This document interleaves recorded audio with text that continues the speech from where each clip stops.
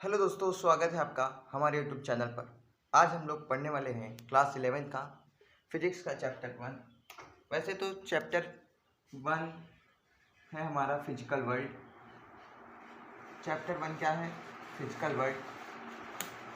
और चैप्टर 2 है हमारा यूनिट्स एंड मेजरमेंट। तो यहाँ पर फिजिकल वर्ल्ड हम लोग नहीं पढ़ेंगे। फिजिकल वर्ल्ड में ज़्यादा कुछ है नहीं जो क्वेश्चन आपसे पूछा जाए। फिजिकल वर्ल्ड में बोर्ड से भी ज़्यादा, बोर्ड के पर्सपेक्टिव से भी क्वेश्चन नहीं पूछे जाते और आईआईटी जेईई के पर्सपेक्टिव से भी क्वेश्चन नहीं पूछे जाते। तो यहाँ पर हम लोगों को क्या चैप्टर 1 फिजिकल वर्ल्ड पढ़ने की ज़रूरत नहीं है। तो चलिए शुरू करते हैं यूनिट एंड मेजरमेंट चैप्टर। तो सबसे पहले बात करते हैं यूनिट्स क्या होती है। सबसे पहले बात करते हैं यूनिट्स क्या होती है।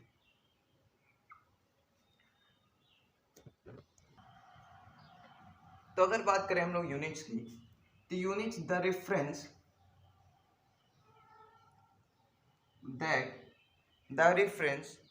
that used to measure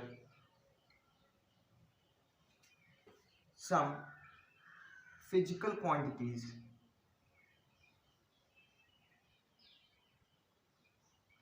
are called units. यानी कि अगर हम लोग बात करें यूनिट्स की, तो यूनिट्स क्या होती हैं? वो रेफरेंस होती है, यानी कि एक ऐसा रेफरेंस जिसे क्या यूज़ हुआ, जिसका यूज़ किया जाए किस चीज़ के लिए? किसी भी फिजिकल क्वांटिटी को मेजर करने के लिए, उसको क्या कहते हैं? यूनिट कहते हैं। जैसे मान लीजिए हमारे पास क्या है, एक 1 किलो शुगर है। क्या है? शुगर है। तो वहां पर हमने क्या बोला? 1 किलो। तो ये जो किलो हुई, ये क्या होती है? यूनिट होती है। ये किलो क्या होती है दोस्तों? यूनिट होती है। उसके बाद हम लोग एक चीज़ और बात करेंगे फिजिकल क्वांटिटीज़ की। किसकी? फिजिकल क्वांटिटीज़ की। तो चलिए वो देख लेते हैं क्या होता है physical quantities. Units and measurement में हमारा नेक्स्ट टॉपिक है फिजिकल क्वांटिटीज़। ये क्या होता है? Physical quantities. तो those quantities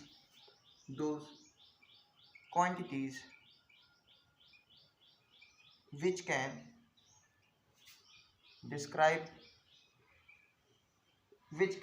describe the laws of physics,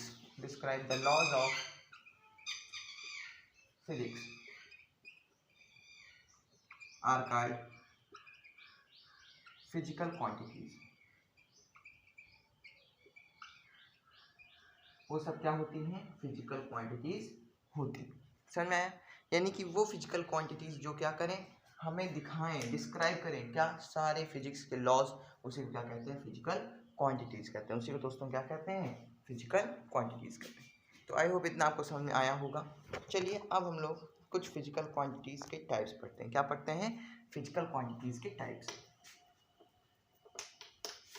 physical quantities के टाइप्स, या फिर कहें टाइप्स ऑफ फिजिकल क्वांटिटीज।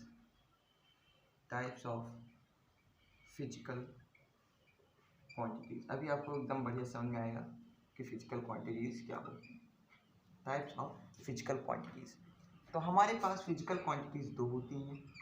सबसे पहली होती है फंडामेंटल क्वांटिटी, और दूसरी होती है डेराइव्ड क्वांटिटी। कौन सी क्वांटिटी? Derived quantity. अभी फंडामेंटल क्वांटिटीज क्या होती हैं? फंडामेंटल क्वांटिटीज, अगर हम लोग बात करें फंडामेंटल क्वांटिटीज की, तो ये इंडिपेंडेंट होती हैं। क्या होती हैं? इंडिपेंडेंट। यानी कि यहाँ पर हमारे पास कितनी फंडामेंटल क्वांटिटीज हैं? 6। कितनी फंडामेंटल क्वांटिटीज हैं? 6। कौन कौन सी हैं? चलिए देखते हैं। 6 से 7 है हमारे पास, जैसे length, mass, time, temperature. Length, mass, time, temperature, current, luminous intensity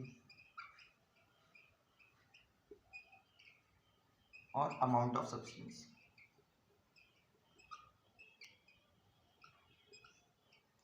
इतनी हमारे पास फिजिकल क्वांटिटीज़ हैं, इतनी हमारी क्या है, फिजिकल क्वांटिटीज़ हैं। अगर हम लोग बात करें, अगर हम लोग इनके बात करें किसकी, लेंथ की क्या यूनिट होती है, लेंथ को हम लोग किसी यूनिट करते हैं एल से, मास को एम से, टाइम को टी से, टेम्परेचर को टी से, करंट को एम्पियर से, ए से, ल्यूमिनस इंटेंसिटी को हम लोग करते हैं सी बी या सी एस से, और अमाउंट ऑफ सब्सटेंस को हम लोग करते हैं मोल से। अगर इसकी लेंथ की क्वांटिटी की बात करें तो ये होती है किलोमीटर होती है, मीटर, मास होता है केजी, और टाइम होता है सेकेंड, और टेम्परेचर होता है केल्विन। तो ये हमारी थी क्या, क्वांटिटीज़। ये हमारे पास क्या है, फंडामेंटल क्वांटिटीज़ हैं, या आपस में क्या है, इंडिपेंडेंट है। क्या लेंथ का मास से कोई रिलेशन नहीं, मास का कोई टेम्परेचर से रिलेशन नहीं, करंट का कोई अमाउंट ऑफ सब्सटेंस से रिलेशन नहीं। तो यानी कि ये सब क्वांटिटीज़ क्या है, फंडामेंटल क्वांटिटीज़ हैं, जो कि हम लोगों ने फंडामेंटल क्वांटिटीज़ किसमें पढ़ लिया, टाइप्स ऑफ फिजिकल क्वांटिटीज़। अब पढ़ते हैं हम लोग डिराइव्ड क्वांटिटी। तो आप इसको नोट कर लीजिए, और अब हम लोग पढ़ते हैं डिराइव्ड क्वांटिटीज।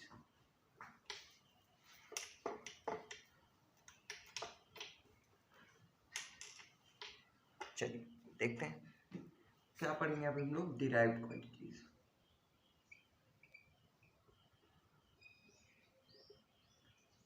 डिराइव्ड क्वांटिटीज ये क्या होता है, चलिए देखते हैं। डिराइव्ड क्वांटिटीज, जैसे कि हमारे पास डिराइव्ड क्वांटिटीज में length, mass, time, temperature, amount of substance, current, ampere, current और क्या कहते हैं उसको, हाँ, ल्यूमिनस इंटेंसिटी, इन सब को छोड़ करके जितनी भी यूनिट्स या फिर क्वांटिटीज होती हैं वो सब क्या होती हैं दोस्तों, डिराइव्ड क्वांटिटीज होती हैं। जैसे कि अगर हम लोग ले लें वेलोसिटी, क्या ले लें, वेलोसिटी, वेलोसिटी का फॉर्मूला क्या होता है। अगर हम लोग बात करें डिराइव्ड क्वांटिटीज की तो इंडिपेंडेंट होती हैं, क्या होती हैं, डिपेंडेंट, डिपेंड करती हैं किस पर, डिपेंड किस पे करती हैं, फंडामेंटल क्वांटिटीज़ पर, किस पे, फंडामेंटल क्वांटिटीज़ पर। तो यहाँ पे अगर बात करें वेलोसिटी की, तो वेलोसिटी हमें मालूम है क्या होता है, वेलोसिटी हमें मालूम है क्या होता है दोस्तों, डिस्टेंस या फिर डिस्प्लेसमेंट अपॉन टाइम। ये क्या होता है, वेलोसिटी होती है, डिस्प्लेसमेंट क्या है, लेंथ है, टाइम, तो देखो ये किस पे डिपेंड की, लेंथ भी एक फंडामेंटल क्वांटिटी और टाइम भी एक फंडामेंटल क्वांटिटी। यानी हमें पता चल गया जो वेलोसिटी होती है वो किस पे डिपेंड करती है, जो वेलोसिटी होती है वो किस पे डिपेंड करती है दोस्तों, फंडामेंटल क्वांटिटी पे। यानी डिराइव्ड क्वांटिटी किस पे डिपेंड करती है, फंडामेंटल क्वांटिटी पे। इतना आपको समझ में आया। इसी तरह हमारे पास बहुत सारी हजारों क्वांटिटीज़ हैं। एक्सेलरेशन ले लो, एक्सेलरेशन ले लो, delta V upon delta T, ये भी डिराइव्ड क्वांटिटी। प्रेशर ले लो, ये भी डिराइव्ड क्वांटिटी। फोर्स ले लो, ये भी डिराइव्ड क्वांटिटी। यहाँ पर आपकी सारी ग्रेविटी ले लो, ये भी डिराइव्ड क्वांटिटी। यानी कि और सारे सब्सटेंस यानी कि और सारी क्वांटिटीज़ कौन सी क्वांटिटी होती हैं, डिराइव्ड क्वांटिटी। तो आई होप इतना आपको समझ में आ गया हो। तो इसके बाद अब हम लोग पढ़ेंगे एक नया टॉपिक, इसका नाम है, उससे पहले डायमेंशनल फार्मूला। उससे पहले पढ़ने से एक चीज़ हमें और पढ़नी है, अभी एक में एक चीज़ और पढ़नी है, सिस्टम्स। क्या पढ़ना है, system, systems of unit, systems of unit. यानी कि हम लोग यूनिट को कितने सिस्टम में मेजर करते हैं, कैसे समझिए। हमारे पास 3 सिस्टम्स हैं। कितने सिस्टम्स हैं, 3। सबसे पहला आता है MKS, दूसरा आता है CGS, तीसरा होता है FPS, और एक और होता है जिसको कहते हैं SI। क्या कहते हैं दोस्तों, SI के। तो हमारे पास ये 4 क्या है, सिस्टम है, किसकी, यूनिट्स की। सबसे पहले हम लोग बात करते हैं MKS की, किसकी, MKS।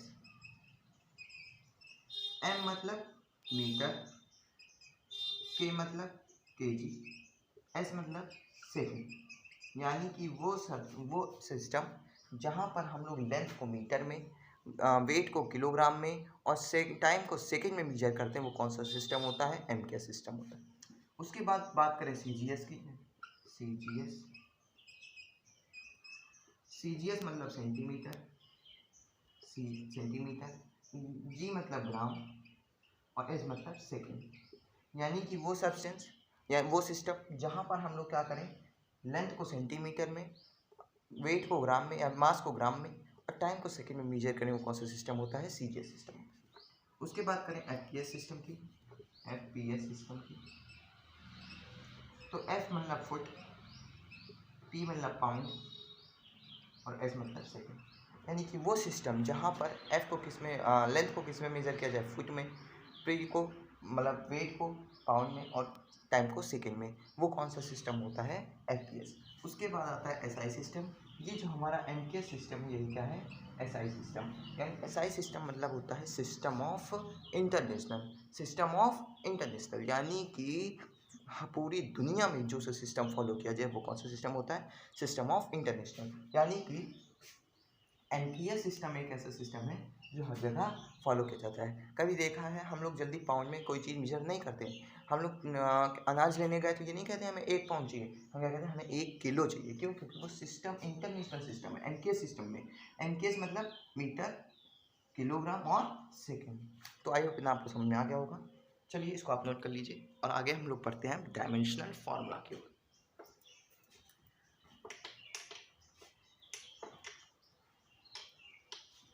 डायमेंशनल फार्मूला,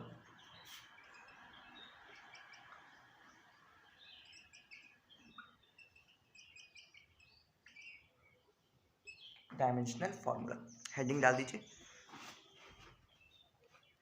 तो अगर बात करें डायमेंशनल फार्मूला की, क्या होता है? The formula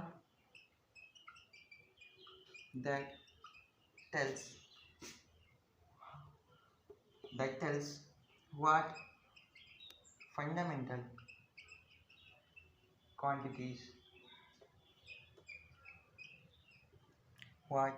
fundamental quantities have been used in a certain derived quantities। Dimensional formula क्या होता है? किसी भी क्वांटिटी का एक डायमेंशनल फार्मूला होता है जो हमें क्या बताता है? हमें बताता है कि वो फार्मूला जो क्या बताए कि फंडामेंटल क्वांटिटीज़ जो हमें दी गई है, जो फंडामेंटल क्वांटिटी हमें दी गई है, या फिर ऐसे बात करते हैं, वो फार्मूला जो क्या बताए कि एक किसी डिराइव्ड क्वांटिटी में कौन कौन सी फंडामेंटल क्वांटिटीज़ यूज़ हुई हैं, उसी को क्या कहते हैं? Dimensional formula. उसी फार्मूले को क्या कहते हैं? Dimensional formula. तो यहाँ पर हम लोग कुछ डायमेंशनल फार्मूला देखेंगे।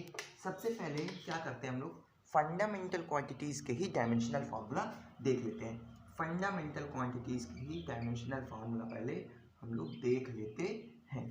तो चलिए, सबसे पहले हमारा क्या था? लेंथ था। सबसे पहला हमारा क्या था? लेंथ। दूसरा क्या था? मास। तीसरा क्या था? टाइम। चौथा क्या था? टेम्परेचर। पांचवा क्या था? Luminous intensity.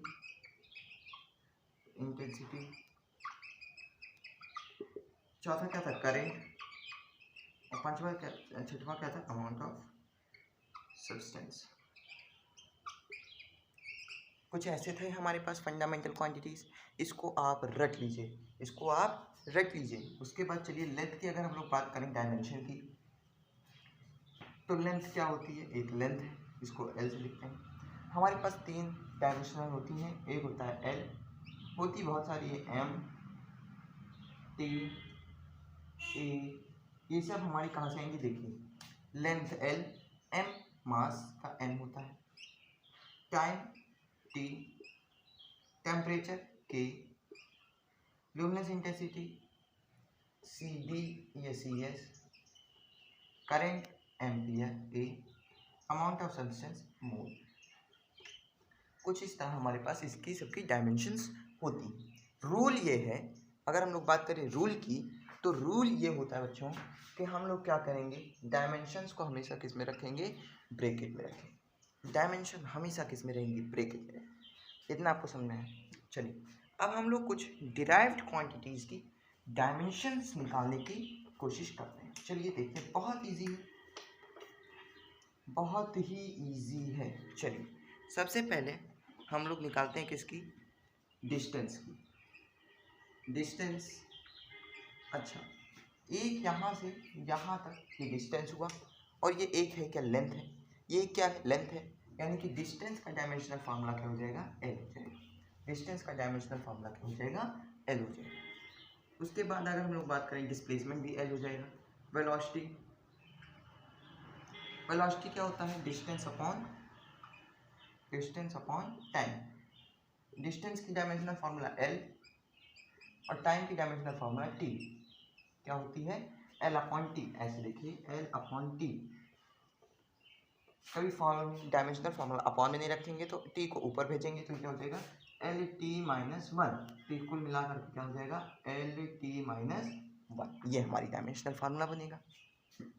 उसके बाद इसी तरह हमारे पास बहुत सारे हैं। चलिए इसको मैं एक लाइन से नोट करके आपको दिखाता हूँ। तो यहाँ पर आप देख सकते हैं, यहाँ पर मैंने कई सारी फॉर्मूलेज डिराइव्ड क्वांटिटीज़ हैं, उनकी मैंने डायमेंशनल फार्मूला यहाँ पर लिख दिया है। Velocity L T minus one, acceleration velocity upon time तो जाएगा L T minus two, force mass into acceleration equal to M L T minus two, area length into breadth equal to L square, surface tension M L two T minus two, work equal to force into displacement M L two T minus two. तो इस तरह की कई सारी dimensional formula हम लोग याद कर लेंगे। उसके बाद दोस्तों अब हम लोग पढ़ेंगे कि ये डायमेंशनल के एक्चुअली यूज़ क्या है, इन डायमेंशंस का यूज़ क्या है, हम लोग इस डायमेंशन को क्यों पढ़ रहे हैं, तो ये हम लोग यहाँ पर देखेंगे। अच्छा, हमने जब डायमेंशन फार्मूला का डेफिनेशन पढ़ा रही थी तो वहाँ मैंने बताया था कि डायमेंशनल फार्मूला क्या यूज़ करते हैं कि किसी भी डिराइव्ड क्वांटिटी में फंडामेंटल क्वांटिटीज़ कौन कौन सी हैं। यहाँ पर देखो वेलोसिटी में हमारे पास फंडामेंटल कौन कौन सी है? लेंथ है और टाइम। ऐसे हमें पता चलता है। सरफेस टेंशन में कौन कौन से? मास है, एल है और टी। तो ऐसे हम लोग पता लगा लेते हैं। तो आई होप इतना आपको समझ में आ गया होगा। अब हम लोग आगे पढ़ेंगे डायमेंशनल एनालिसिस। क्या पढ़ेंगे? Dimensional analysis. तो चलिए देखते हैं dimensional analysis.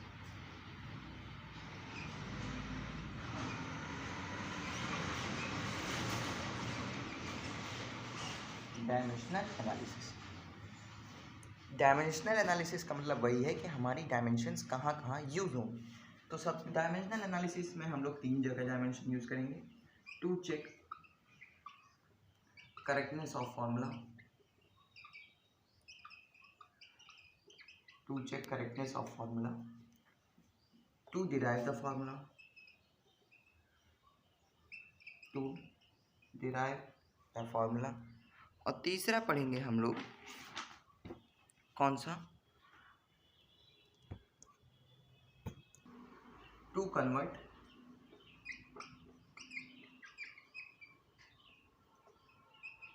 One system to another. यहाँ पे हम लोग 3 डायमेंशनल एनालिसिस के डायमेंशंस के यूज़ पढ़ेंगे। सबसे पहले हमें कोई फार्मूला दे दिया जाएगा, देखेंगे कि वो फार्मूला सही है कि नहीं किसी डायमेंशन से। दूसरा हमें मिलेगा डिराइव करना रहेगा फार्मूला। हमें क्या मिलेगा? फार्मूले मिलेंगे। हमें मिलेगा कि ये कोई भी सब चीज़ है वो इन चीज़ों पे डिपेंड करती है। हम वो पूरा फार्मूला बना देंगे, बहुत मजा आने वाला है। और तीसरा to convert one system to another. हमने 3 सिस्टम पढ़े, MKS, FPS, CGS, SI। तो हमने इस सिस्टम्स पढ़े। एक सिस्टम से दूसरे सिस्टम में क्वांटिटी चेंज करना भी हम लोग सीखेंगे। तो अगर ये तीनों आपको पढ़ना है तो हम लोग मिलेंगे अगले वीडियो में, और तब तक के लिए जय हिंद।